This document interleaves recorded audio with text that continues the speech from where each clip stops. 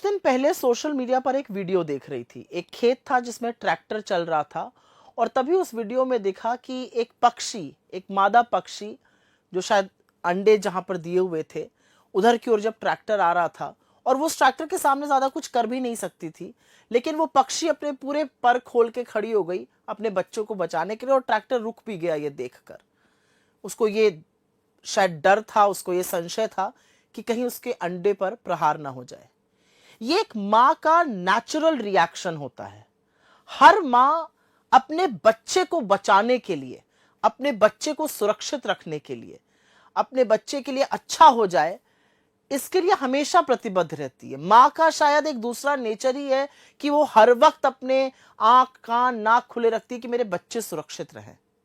और ऐसे में जब हरिद्वार से, उत्तराखंड से खबर आती है कि एक औरत जो कि बीजेपी की महिला मोर्चा की एक नेत्री है, उसने 13 साल की अपनी बच्ची का पहले अपने बॉयफ्रेंड से और फिर तमाम लोगों से गैंग रेप कराया।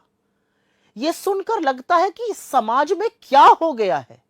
एक महिला ऐसा कैसे कर सकती है, एक मां ऐसा कैसे कर सकती है। एक तरफ वो मादा पक्षी जो एक ट्रैक्टर के सामने पर खोल के खड़ा है कि कहीं उसके अंडों पर कुछ ना हो जाए, और दूसरी तरफ एक मां जो अपनी 13 साल की बच्ची को इस तरह से उसका भक्षण होने दे रही है, अपने बॉयफ्रेंड से उसका रेप करा रही है और फिर गैंग रेप करा रही है तमाम और लोगों से। और कहां कहां ले जाके करा रही है, ऋषिकेश ऐसे पवित्र स्थलों पर ले जाकर उस बच्ची के साथ ये हैवानियत करा रही है। मतलब डायन भी 4 घर छोड़कर शायद किसी को अपना शिकार बनाती है, यहां पर एक मां अपनी बच्ची के साथ ये कर रही है। और ये मामला खुला तब जब बच्ची गुमसुम रहने लगी थी और उसके पिता ने जब उससे पूछा और फिर सारा सत्य सामने आया। मैं जानना चाहती थी कि ये औरत क्या है, ये औरत ऐसा कैसे कर सकती है। और तब मैंने उसके सोशल मीडिया को जाकर देखा। उसकी बीजेपी के तमाम बड़े नेताओं के साथ फोटो है, अमित शाह जी के साथ है, तमाम लोकल लीडरशिप के लोगों के साथ है। उससे उस पर मुझे ज्यादा टिप्पणी नहीं करनी है, लेकिन उसकी तमाम तस्वीरें ईश्वर को लेके है, कभी कृष्ण जी को लेके है, कभी राधा जी को लेकर है, भक्ति की है।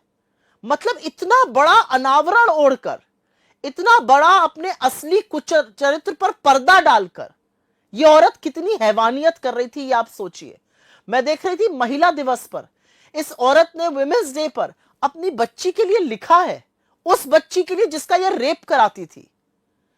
हमारे समाज का किस हद तक पतन हो रहा है, यह देखकर कभी कभी रूह कांप जाती है।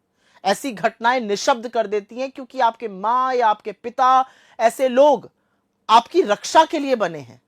एक लड़की शायद अपने दिल की बात, कोमल बातें अगर उसके साथ कुछ और परपुरुष करता है, शायद सबसे पहले अपनी मां को बताती है, क्योंकि वो सबसे ज्यादा सुरक्षित, अपने शारीरिक चेंजेस के बारे में वो मां को बताती है।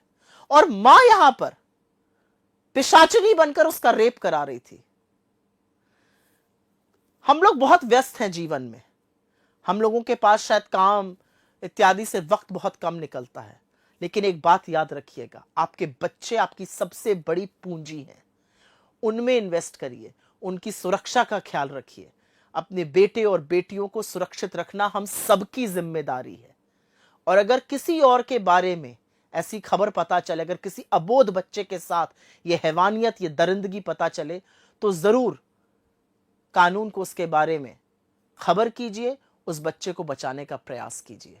लेकिन एक बात सच है कि ऐसी खबरें सुनकर व्यक्ति सिर्फ निरुत्तर ही नहीं हो जाता है, अंदर कुछ मर सा जाता है। इसलिए मर जाता है क्योंकि आपने अपनी मां को आपको सुरक्षित करते हुए, आपको पालते पोसते, एक रोटी कम खाकर आपका पेट भर जाए, ऐसा देखा है। और एक सोचिए, वो बच्ची जब वो सुबह आंखें खोलती है और अपनी मां को देखती है, तो उसको याद आता है कल रात को इसकी मां ने मेरा रेप कराया था। बहुत ही विभत्स है ये। इस समाज में जितना पतन है, उसमें अपने बच्चों को जरूर सुरक्षित रखिए।